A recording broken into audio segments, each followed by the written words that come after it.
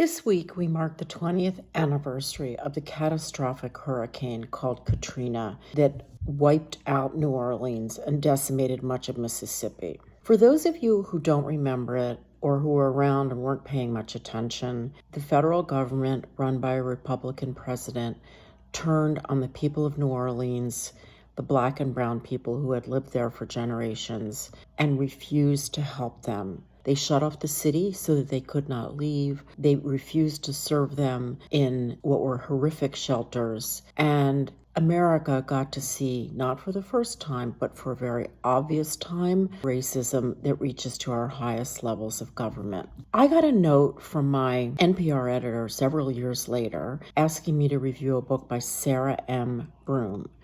I think you know that I make part of my living by book reviewing, and this book, called The Yellow House, was an extraordinary tale of what Katrina actually was for longtime New Orleans residents and what it actually meant to the people who live there.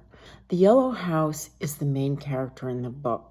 It's a place where Sarah M. Broome grew up as the youngest of many children, and where she had sort of the observation point of watching her whole family unfold and react to the devastations of Katrina.